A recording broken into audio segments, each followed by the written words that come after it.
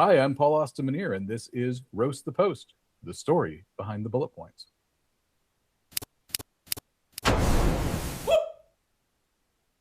So let us get started. And Jen, I got a job ad for you. I think that you are going to like this one, but not in the way that we usually look at job ads and say, oh, that was really good. This is just, it's different. And you'll find out what I mean as we go through it. So this week, we're unpacking a job ad so stealthy, even the job description is in witness protection. Meet the founding BizOps lead at a VC-backed legal AI startup. Or maybe it's an AI legal startup. Who knows?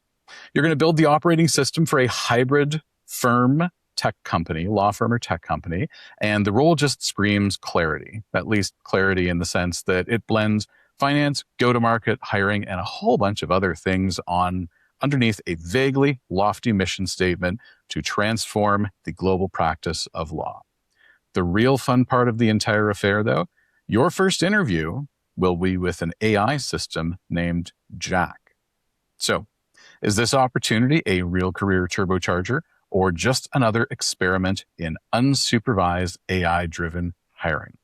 Let's roast this post. I don't like it already. Spoiler. I have no idea. I haven't seen the job posting ahead of time, but I can tell you right now, no, not feeling this one. Yeah, I picked this one very specifically because I knew you would have some feelings and we would have some things to talk about. So the title for this role, and this is like verbatim the title that was from the job posting, is Founding BizOps Lead at Stealth VC-backed legal AI startup. That's going to be your job title if you get hired. How much fun is that? I'm just writing it down so I can properly digest. Founding BizOps Lead. Mm-hmm. Okay. At Stealth VC-backed legal AI startup. Okay. This is one of the times where I'm going to advocate for an acronym because, like, can you imagine saying that to somebody in casual conversation over like dinner or pints? Like, oh, what do you do? Well, I'm the founding BizOps lead at Stealth VC-backed legal AI startup. I mean, this is so to me, the fact that they're putting founding in there is meaning maybe they're looking for a co-founder then in this role, and then Stealth VC backed legal AI startup. Like, that's not the name of the company. I guess I hear this as them being like, we don't want to tell you the name of our company. Like, I think that's why it's so wordy, right? That there are a whole lot of things happening just in this first intro. So very interesting. Yeah, this is very much a company that is in stealth mode. Yeah. Which has always driven me a little bit nuts when companies talk about how they're in stealth mode, and people who are in these companies talk about like, oh, we're in stealth mode, we've got like some seed money and we're building something, and we'll see in a year when we come out of stealth mode. And it's like, okay, then shut up. Like, why are you talking about being in stealth mode? Like, go do your stuff and come back in a year. My partner had a company approach him to like a kind of stealth mode company, very NDA, and they were like, "Can you come work for us and do some of the specific work that he does? It's a very specific type of engineering that he does." And they're like, "We can't tell you much about the company. We also can't pay you." Like, I'm not even kidding. It was real and very, very bizarre. So this already kind of feels like that a little bit. He didn't do it, just FYI, he didn't do it, but it was like fascinating because things like that are out there. Things like that exist. And when they say not paying you, it's like, here's some shares or options or like whatever. But bet on us and like, you'll be rich, kid. Like that kind of situation. So a bit snake oily. This has those vibes for sure. Yeah. But let's start off with the roasty profile. So this is just the profile of the organization and the job. The title of the job, Founding BizOps Lead at Stealth-backed VC-backed legal AI startup. There's your job title. The report to title is unknown. We don't know who this is reporting to. Size of the company is 2 to 10 employees. Okay. The industry is legal services. What do? Well, they're lawyers. and they build AI, or maybe they're AI lawyers. We're just not sure at this point what they do or what they are, because they're in stealth mode. Head office location, it's unknown. Job location posted as Toronto, Ontario, Canada. Geographical operating area is unknown. And the job type is not listed, but I think we can kind of assume that it is full-time permanent, because you wouldn't have a founding business operations leader being anything other than that, unless they really aren't paying and they say, you know what, work when you work, which would be weird. I do have a question already about the roasty profile here. Legal services industry. That's interesting to me, that it's not like a software or a tech industry. So they are because they're saying they're a like legal AI startup. They're not saying that they're like a legal firm trying to incorporate AI into their practices. So to me, that's a software industry, is it not?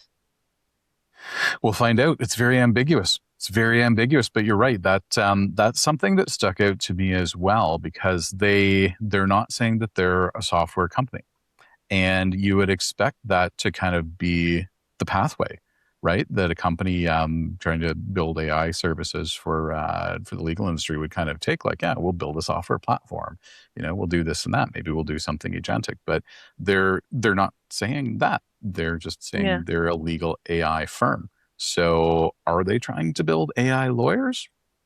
Who knows? That would be interesting.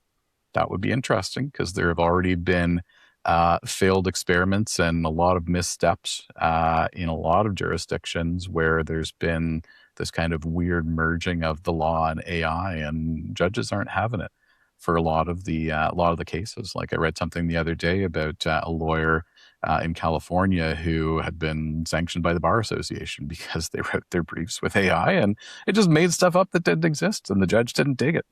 Yep, absolutely, absolutely. And as being in human resources too, like I do a lot of advisory work, and I see sometimes letters from terminated employees that are clearly written by AI. Like they've got all the legalese and everything, but it's very much AI written. And I get it, people might not have the resources to be able to go and get legal support. But it's really risky. You have to be really, really careful when you're dealing with that kind of thing. For like, it's legal. Like it's there, you just can't mess around with that kind of stuff. So very interesting. Very interesting to hear more about this founding BizOps lead. I have to read it. The role. It's quite the mouthful, that job title. Yeah. So this is another one where I'm going to go through the entire job ad, because this job ad is very unconventional.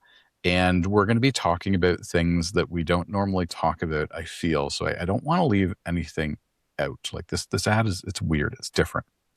So there are in this job ad 1, 2, 3, 4, 5, 6, 7, 8. There are 8 sections in this job ad: about the job, job title, company description, job description, location, why this role is remarkable, what you will do, and the ideal candidate. Those are the sections in the job ad. So starting off with about the job. And I'm reading verbatim again for the folks at home. So if I stumble over some stuff or something seems a little bit weird, it's just what they wrote. And I'm trying to represent the best that I can what they've actually put down on paper. About the job. This is a job that Jill, our AI recruiter, is recruiting for on behalf of one of our customers. She will pick the best candidates from Jack's network. The next step is to speak to Jack, and then there's a link that allows you to go and speak to Jack. That's it for that section. Then we get into... Wait. Can you remind us again? I remember you mentioned Jack. So who is Jack again? Jack, to be honest, this is all that we really know at this point. Jack is an AI, and Jill is an AI. There are 2 AIs presumably working together to do recruiting for this job. Are you punking me right now. Is this for real? Where did you find this job posting? This was on LinkedIn, and yep, it's for real. I promise you that I am not punking you. This job, this is as it was posted on LinkedIn, and it's different. Y'all, times are wild right now. Like we have to take care of ourselves because this kind of thing that's happening right now is it's horrifying. It's a bit of a nightmare. I'm also confused about, so Jill's the AI recruiter working on behalf of the client. Well, who's the client then? So this is like a third party, like I think I just don't understand. Yeah, and you would not be alone. Reading through this as a job candidate, your first reaction to reading this, the way that it's laid out and structured and everything, would be like, "What the is going on? I don't get it." This is so bizarre. It's like alternate universe bizarre. Okay. There's Jill, and Jill is the AI recruiter. There's Jack, and Jack is another AI, and it is a third-party recruitment firm. It's called Jack and Jill, which it could just be Jack and Jill and like their human overlord who pays for their tokens. Who knows? But this is a third-party recruitment firm called Jack and Jill. Jack is AI, Jill is AI, and then their client is this stealth mode legal AI company that's looking for somebody. That's what's going down. Okay, I hate it. Thank you. Keep going. So that's the about the job section. That's all that it puts in that section. But that's not about the job. Sure isn't. Okay. Sure isn't. Okay. The next section is job title. Founding BizOps Lead at VC, stealth VC-backed legal AI startup. That's your job title.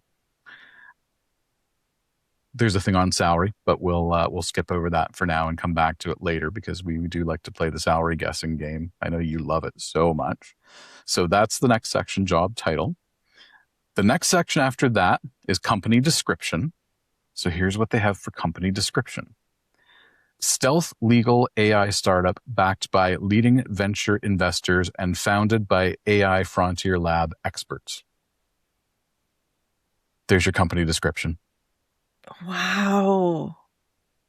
I'm at a loss for words, which is not great. Okay.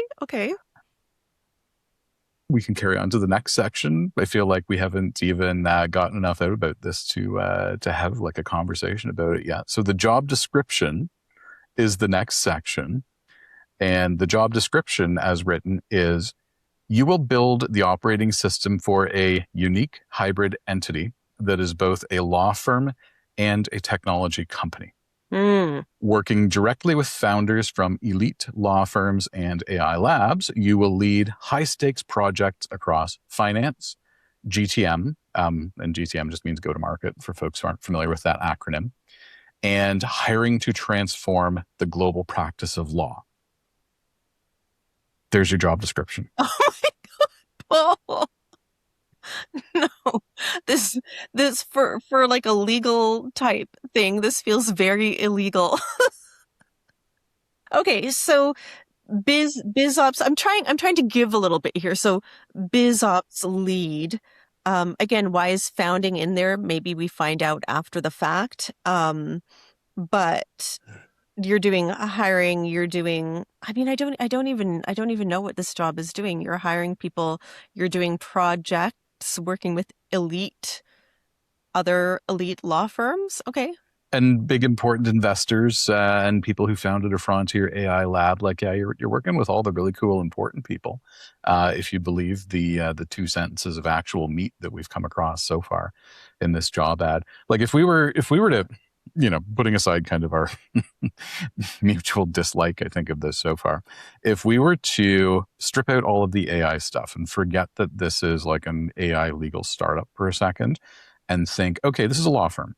All right, so this law firm is going to be a lawyer or a couple of lawyers forming a partnership, and they're looking for somebody to structure their practice and figure out how to run the administration, how to run the business, the billing, all that stuff.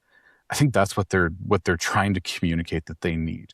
They need someone to build them a business because they don't have the skills or interest in doing it themselves. I think that's where we're going with this. But the details are very, very scant right now. And you're being very, very generous. I think that if I were to consider using an AI recruitment firm, and this was a demonstration of their capabilities, I would not be going with the Jack and Jill AI firm. Let me just tell you that right now. Like, it's weird. Like, I'm not a super AI forward person. Like, I use AI, but I don't know how to do all of the things. But if I was working with a recruitment firm that was like an AI based recruitment firm, I would expect this to be like one of the sickest job ads I've ever seen and be like, whoa, I'm blown away by these capabilities. Not like the opposite of that. Not like my 8-year-old son came and typed like, doo, doo, doo, and then spit out this job posting. Like, so bizarre.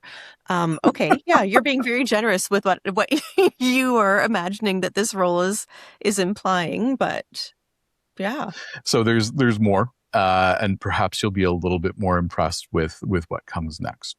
The next section is why this role is remarkable. And here we now have our first series of bullet points in the job ad. Okay. So we've got some bullet points to read between the lines on. Join a small founding team of under 10 people in a category-defining company at the intersection of professional services and bleeding-edge automation. Then unrivaled founder pedigree with leadership hailing from world-class AI research labs and top-tier North American law firms. And finally, massive career acceleration, where 2 years of ownership across strategy and execution will provide more growth than 5 years in a traditional environment.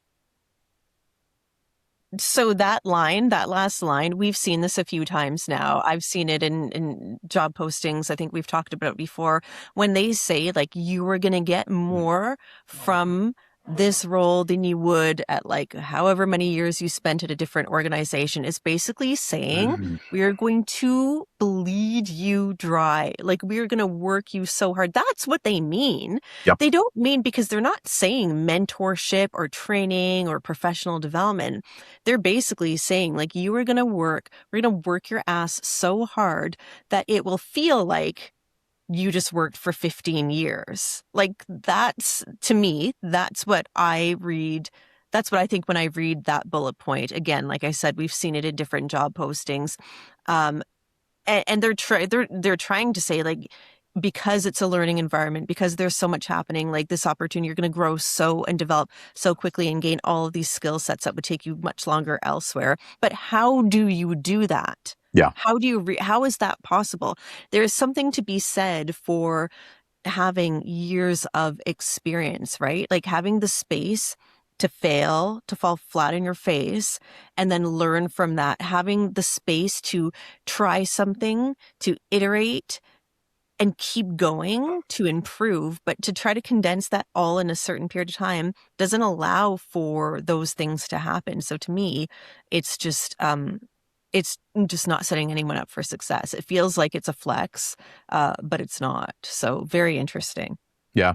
And they've titled this section "Why This Role is Remarkable." Yeah. Right. So that section title really kind of says, like, this is what's in it for you. This is why you're going to love it. This is why it's a phenomenal opportunity for you. But then they have 3 bullet points where the first one is like, join a small founding team. Okay. So that's fine. Some people love doing that. Some people love wearing all of the hats and doing all of the things and being alongside a bunch of people who same. Then you've got like unrivaled founder pedigree. So you're saying, oh, the person who founded this company is just the most amazing individual ever. So perhaps by being in proximity to them, it'll rub off on you and you'll get so much out of it and you'll grow as a person and, be amazing. And your next thing will be just amazing because of your proximity to this person while you're working your ass off. And then, lastly, like you said, we're going to give you 2 years and it'll feel like 5. which, yeah, that is coded language for saying you're going to work and stuff's going to be thrown at you and you're going to have to figure it all out. And there is a certain amount of value that comes from that, from for your own like professional and career development. Like, yeah, being forced to figure stuff out, it's like creating a diamond, but it's exhausting. Yeah. And is it worth the trade-off? I don't know, highly debatable. Each person has to decide for themselves whether that is worth it for them. The only thing that's certain is that you're going to work your ass off for however long you're there. And you're making a good point, right? Like you have to make that determination. Is it worth it for you to kind of like lose 2 years of your life, but gain a whole bunch of knowledge? Sure. How transferable is that though? Like if you're like, I can do this for 2 years, and then I'm going to peace out and I'm going to find something that's more my pace, but just like get everything I can from it. That's totally cool if you want to make that decision. But how does that translate outside of this organization? Are those skills transferable? Are they relevant? Who knows? Are you gaining something that is actually going to drive your career forward? Or are you just, are they just extracting things from you and then you leave depleted and you don't really have much to show for it? I worked at a company for like 4 years where it was kind of like that. It was like go, go, go, lots of things being thrown at you. We were constantly pivoting. We were always like very visionary. And by the time I left, I didn't have anything to show for it. Like to put on my Mhm. resume to say, I did this or I did that, and it ended up like we transformed this and here was the return on investment. We didn't live in anything long enough to see the results of that work because we were just constantly pivoting. And like you have to think about that too. Like what did that do for me and my resume and being able to speak to the work that I accomplished during that time? Like not a whole lot. Like not a whole lot from those 4 years. Like did I learn a lot? Yeah. But it was applicable when I was like in the job search? Not necessarily. There really wasn't much I could put on my resume to speak to, because like I said, everything we tried just kind of like fizzled out or died, and then we're on to the next like shiny object. So hmm hmm And you also think about like in those kinds of environments where you are continually being challenged, like you have to come up with solutions because nobody has the solutions and the buck true. stops with you. The skills that you tend to really develop and get really good at, like problem solving, like situational Mm. awareness, like critical thinking. Those are really useful things to have, and being strong, even design thinking, even being like a strong design thinker, fantastic skills to have. But they don't actually translate Yeah. well to what goes on your resume, right?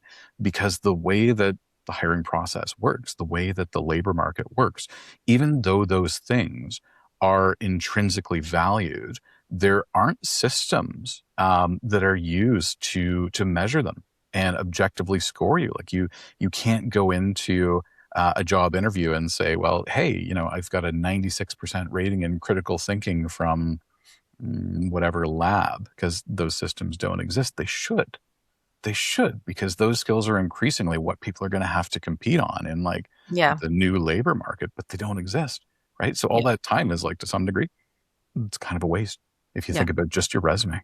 I agree. Let's move on to the next section. And this section is what you will do. So we got some more bullet points here. Design and scale the internal operating systems for finance, HR, compliance, and vendor management to unify law firm and tech operations. Direct cross-functional strategic projects, including client onboarding workflows, billing processes, and financial modeling for new practice areas. And lastly, support fundraising and investor relations by managing narrative data rooms, financial reporting, and KPI dashboards in partnership with the CEO. So when we go back to the head count, it said under 10 people. So, in the Yep. category in LinkedIn, it'll say 2 to 10 employees. To me, this, and based on what you just went over, I would say we're talking about 2 employees. Based on those job responsibilities, I think it's the CEO and then this person. This could be the first hire. this could be the first hire. We've seen this quite a bit. And, you look at those responsibilities and you think, okay, they have no one doing any kind of like operation. It sounds like the CEO is doing everything. They're looking for someone to really, like you said, set up the business. And it does seem quite random. The mix of tasks are all like necessary work that needs to get done for a business to be successful. But it very much feels as though, oh, you don't already have someone doing these things. It's probably the CEO off the side of their desk. We need you to do like data room and all of that stuff and fundraising. That's very specific skill sets, and you need like financial modeling experience to be able to successfully manage a lot of the data room information. You also need HR experience, and so you're looking for someone who has a lot of like skill sets that are you don't just throw away, and everybody does, but you can just throw away HR experience. That's not just something that you fit into a Yep. list of things that you are capable of doing. And I feel very passionately about that. But just to throw in, oh, and finance and HR and compliance, oh, and fundraising and data room management, like those are all very specific skill sets. So to find someone who can do all of that, sure, you can find someone to do it well. Mm-mm. So to me, because they're looking for someone to wear so many hats, it tells me that this is likely a 2-person organization. Because if it's more than that, they wouldn't say like under 10 people. Like they're telling you right there, like they would say 10 people, right? Like under 10 people. Then they would say like a team of 6 or a team of 9. Like this is a very, very small, like non-existent team, I guess is what I'm saying. Yeah. It almost makes me wonder if this is like a moonshot inside an existing organization. Like maybe there is a company that's already established, and they mentioned that there's a frontier AI lab that's kind of in the founders, orbit or whatever. Like, so that kind of tells us that, like, all right, one of the founders, if there's more than one, has a background in that, and that's where this is coming from. Maybe inside that organization, they're saying, let's build out, or let's try to build niche businesses and resource them, staff them, experiment, see what works. And then if it works, spin them off. Maybe that's what they're trying to do. So maybe there is in that established company, at least a technical staff that you would be drawing on. And you're meant to be kind of the prototyping, build a business person inside this. And if it's kind of successful, if they can build a product that kind of works, then the founder is going to go into fundraising mode and they go into spin-off mode and they're like, yep, let's build like a separate business from this. Maybe that's what's going on. Maybe. We just don't know. We just don't know, but man, we like to spin stories in our head. That's we for sure. Do. A lot of assumptions. The next section is the ideal candidate. And I found this one particularly interesting, given what we've seen in previous sections. So the ideal candidate, 4 to 7 years of experience in top-tier consulting or business operations within a high-growth startup environment, high-impact execution mindset with the ability to switch seamlessly between complex financial modeling and negotiating vendor contracts, systems-oriented thinker who operates at level 4 to 5 effectiveness, prioritizing ruthlessly in early-stage ambiguity while biasing toward action. That's the ideal candidate. Okay. Can we just talk about level 4 to 5 effectiveness? Like on what scale? Like, I don't know, like the Richter scale. Maybe they'll be so impactful that the ground will start shaking and buildings will start vibrating, and that's how you'll know that success has come. Like, there's no other information about like what are they talking about, a framework or anything? They're just saying level 4 to 5 effectiveness. So it could be level 4 to 5 out of like 50 levels. Sure. Like, wow. Okay. I mean, maybe Jack wrote this job ad while Jill went looking for people. Like one of them was going up the hill, one was falling down the hill. Who knows? Who knows? Okay, that's really interesting. What are your thoughts on that? The ideal candidate. So the thing that stuck out for me was like earlier on in the job post, they say, massive career acceleration. Like they're going to turbocharge your career.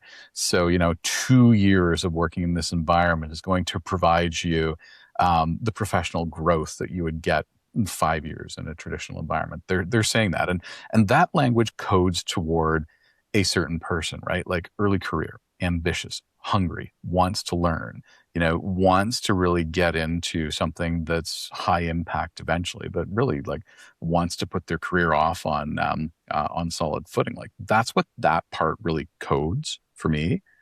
But then they're saying the ideal candidate has 4 to 7 years of experience in top tier consulting. So I think of that like the big four, right? Like you've gone to Yeah. work for Deloitte or PwC or any of those guys. But to work in those organizations, in truly top tier consulting organizations, you don't start that out of school. Typically you have 5 to 10 years experience before you get your shot joining those really high paying management consulting organizations. So we put those two things together and it's like, all right, so they're looking for someone who has at least 10, maybe 15 years experience in the workforce. They're established in their career, but they want someone who is young and hungry, probably not going to work for a lot of money, and is going to put value in that whole idea of like, we'll turbocharge your career and you'll be working near top tier investors and you'll be working near the founder of a frontier AI lab, blah, blah, blah, blah, blah. Those things are mismatched. If you've been Yeah. working at a top tier consulting firm, why would you do this?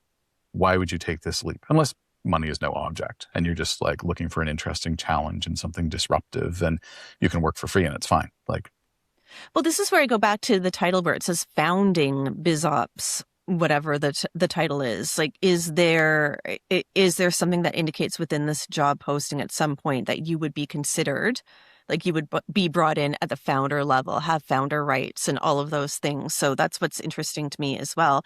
And I also like the ideal candidate, like sure, consulting, or they've worked in like high growth startups. There's nothing about like maybe experience um in a startup that has been venture backed, that has successfully fundraised a certain amount of money. It's quite vague about those things. Like when you look at the what you're going to be doing, or like, yeah, what the responsibilities are, it's weird when you see that they don't often line up with like qualifications, or in this case, the ideal candidate. Like, so you're looking at someone who's going to be doing all of these things, but you're not asking that they have done these things. It's really like there's a misalignment there, and it's not just this job posting. I find that happens quite often. They ask for you to have all sorts of different types of, like, you're going to be doing all these different types of things, but not once are they asking for you to have actually had the experience doing those things. It's so bizarre. and what's even more fun about the comments that you just made is that is really the end of the job post. Yeah. That wraps up what they have put out there for finding someone. So yeah, they haven't really talked about qualifications. They haven't really talked about skills. They've put in very, very vague statements about responsibility and ownership, like what you'll own, what you'll be doing. Like for me, I get what they need and what they want, but it is not at all descriptive. And it also doesn't talk about options or shares or Yeah. ownership or anything like that. And I would expect for there to be something like that in an offer like this, because the salary is probably not going to be great, right? Well, and it just goes back to like that section that they decided to title it what's remarkable about this role. Like, Yeah.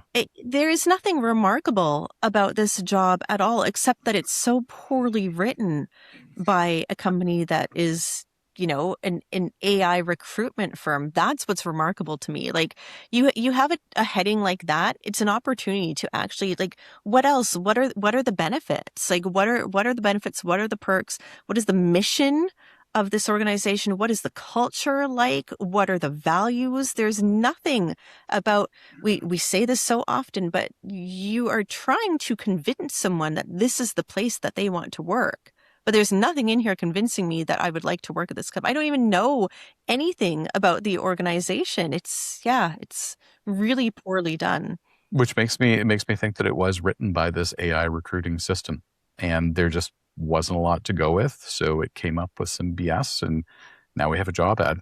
But if you were going to have an AI-run recruitment firm, wouldn't you want to use that as an opportunity to start doing things better, not worse? Isn't that what we're supposed to be trying to do? That is, in theory, the point of AI. Do things Yeah. better, more productivity, et cetera, et cetera, et cetera. But Yeah. I don't think that necessarily translates into reality. Now, there is one more part to this job ad that I really want us to go into, and it's not actually about the job itself. So this is about the third-party recruitment platform or whatever. So it says, who are Jack and Jill? Okay, I'll go first. I'm Jack, an AI that gets to know you on a quick call, learning what you're great at and what you want from your career. Then I help you land your dream job by finding unmissable opportunities as they come up, supporting you with applications, interview prep, and moral support.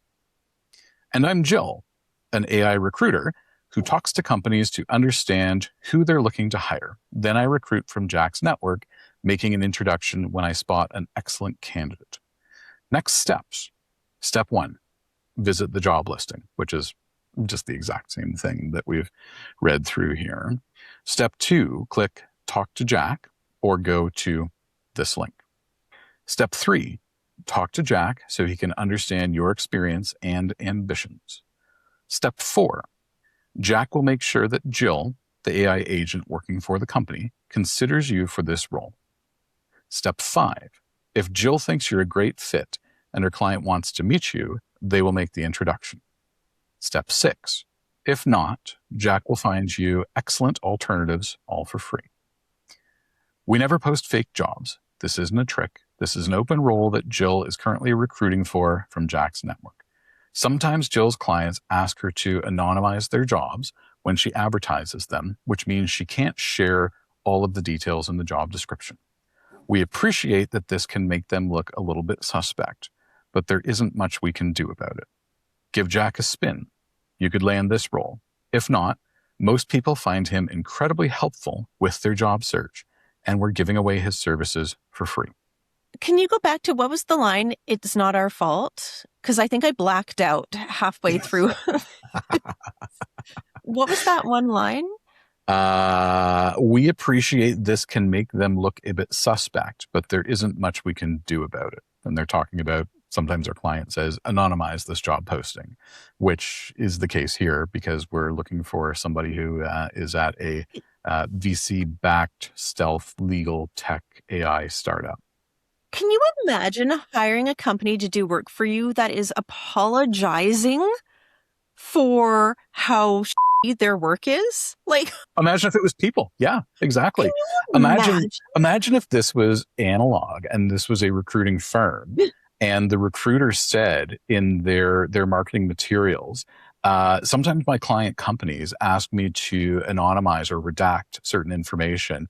And I get that this makes the job ad that I put out in the conversation I have with you seem super sus, but sorry, there's nothing I can do. Just because it's anonymized, it doesn't mean it has to be a terrible, product outcome. I don't understand. I also think that, I understand they're doing a play here on Jack and Jill, but this is where I go back to, aren't we supposed to be using AI to make things better? Could you choose whiter names for these people? Could you not try to make it a little bit more diverse, a little bit more interesting? This is so wildly disappointing, and I can't even believe anyone would have paid money for these services. I can't even believe that. This is the shoddiest, most embarrassing work that I've ever seen. This is horrifying. It's a nightmare. It feels like it's a really bad beginning to a movie. I'm sure there could be a great horror movie based on everything we just reviewed somewhere. I don't know. So I have an alternative theory. Okay. Perhaps this recruiting thing is another one of their products that they're trying to turn into a company. And perhaps this is marketing. It would be like the worst marketing in the known universe because it's so shoddy, but perhaps this is marketing. So it's funny that you say that because I also thought that. I'm like, what if this whole AI thing is actually this company itself playing around with like this function? I did think that, but then I was like, but how it's so bad. But I guess that's better than the alternative of them actually like using someone's services to create this disaster. So yeah. It is it's not great. It's not great. Yeah. And that is it, like in its entirety. That is all that we have to work with this. So we're going to go into intermission. I'm going to send Jen the link to the job ad so that she can take a skim through it. And while you do that, I'll check in on the folks in the live studio audience, and we'll do Q&A and have a bit of a boo. Are we guessing the salary before? I just don't want to, if it's on the posting, I don't want to see it first as a spoiler. Right. So the salary was not provided. Oh, okay. Yeah, the salary was not provided, and they did say in the job ad salary range, and then not provided. So like they're honest about it, at least. You know, I won't beat them up too much about that because under 10 employees, they're not legally required to list salary in Ontario. But like we've talked about before, list it, just list it. Why wait until your hand is forced? Just do it. Just do it. You're going to be skipped over your job ads because this is a requirement in so many jurisdictions. Companies have started doing it even when they don't have to. So if you're a job seeker, if you're looking for a job and you're going through, 50 job ads a day, 100 job ads a day, and you have some that fit your skills, your background, your experience, and it lists a salary that works for you, and then you have some that don't, are you going to pay any attention to the ones that don't? Probably not. It saves you a step too as like the hiring company. I've seen jobs where I'm like, oh, this looks like a really cool HR job. Like I feel like I would be really interested in it, only to get to the bottom where it says salary. And I'm like, oh, no, thank you. Not at this point in my career. And so it saves me time. It saves them time instead of coming into that conversation thinking everything's a good fit and only to learn that you're completely misaligned on the salary. Like just list it. Anyway, okay. Well, I'm ready to read the full job posting and prepare for my rating. All right. The link is in your email. We will, you can shut off your camera, and then whenever you're ready to carry on, just come on back.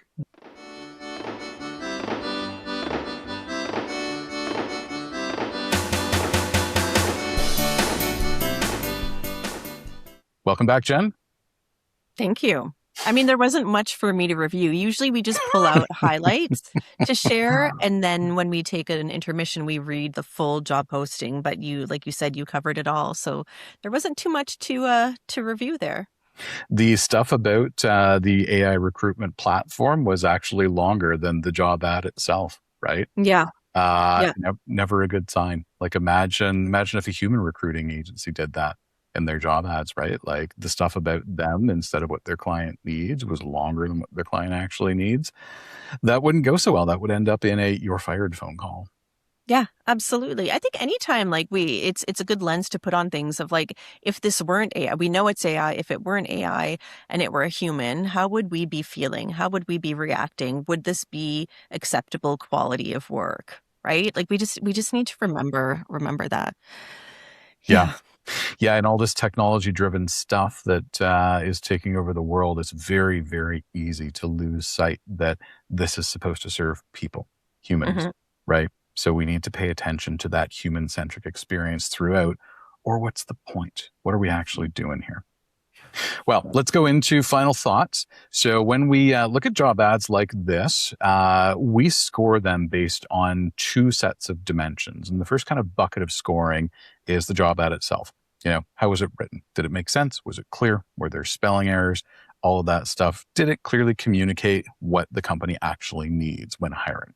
The second bucket is the role design. So is this role as designed sustainable? Is it something that a person can do for the long term? Are there things in place structurally that we believe will help the person who gets this job be successful?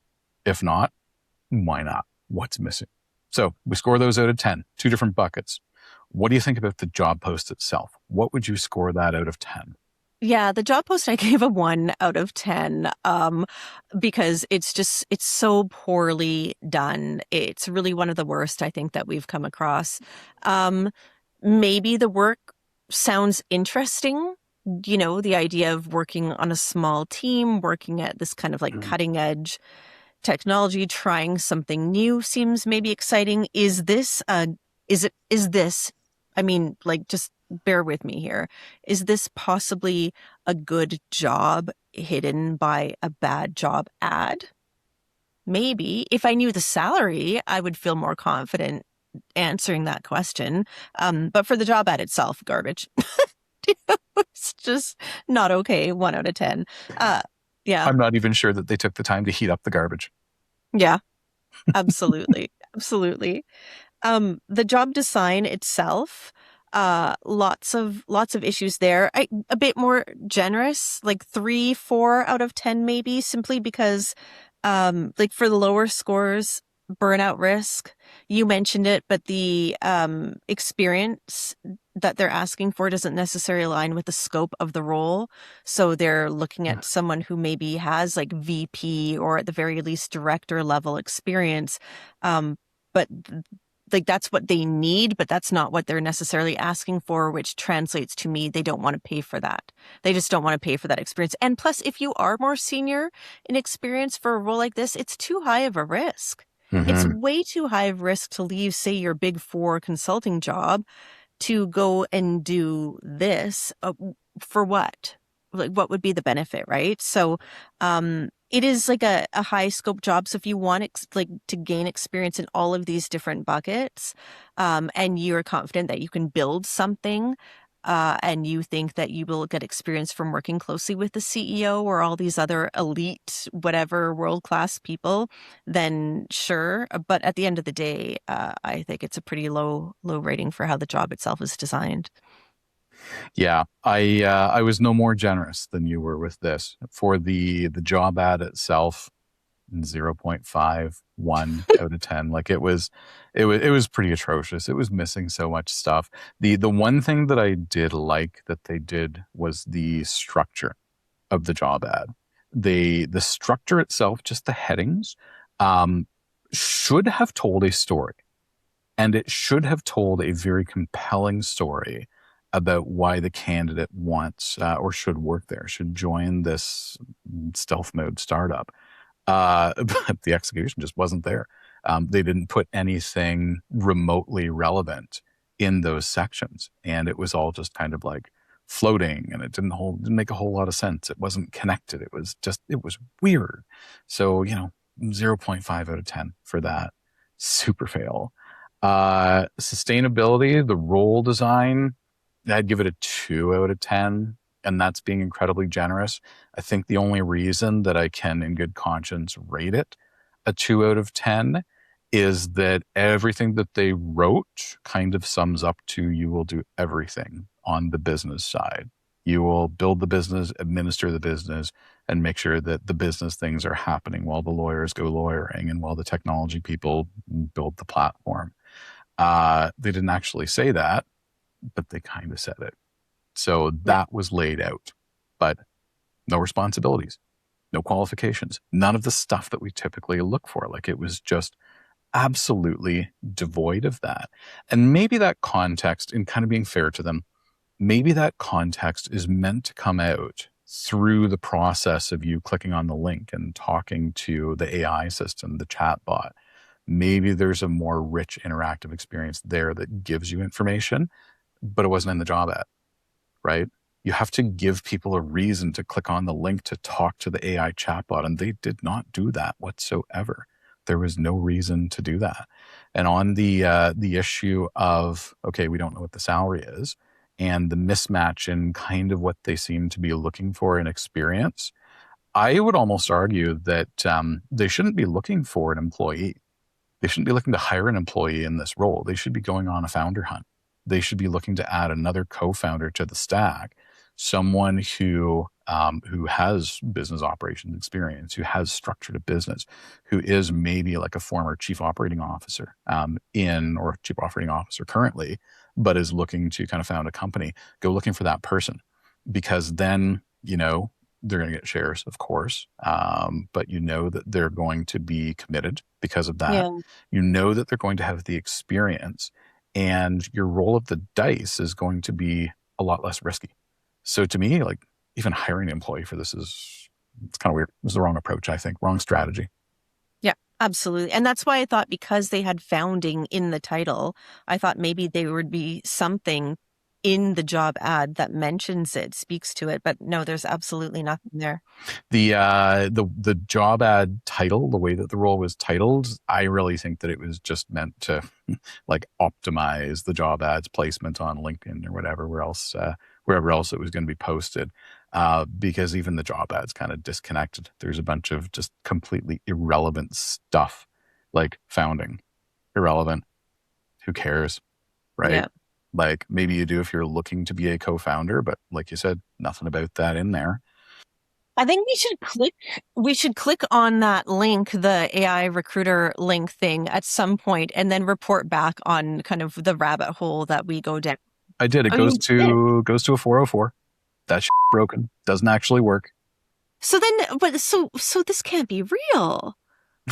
Or else the job ad's been taken down already. Yeah, that's true. Sometimes we are covering, like, they're always real job ads, but sometimes they're a little bit older, so it could be that as well. Maybe it's filled. It could also be that enough people who saw this job posting on LinkedIn clicked the flag as spam thing because the job ad was so horrible that LinkedIn's algorithm just like screened it out. That's another risk that we don't really talk about a lot on the show, but because how are job ads this bad?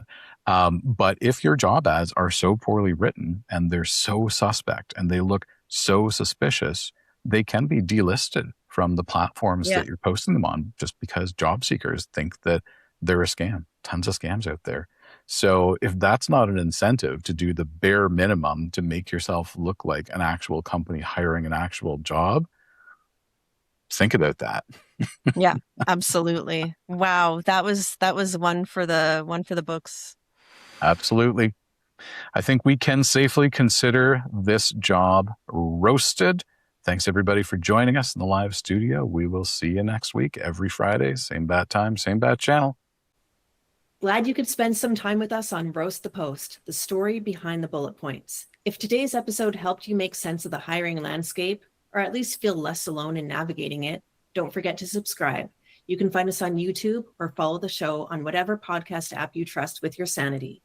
We're always looking for interesting job postings to break down. So if you've got one, whether it's surprisingly good or impressively confusing, send it in. Listener submissions keep things spicy. Follow that link in the show notes for more. Thanks again for listening. Catch us next time when we take on another posting that definitely has something to say.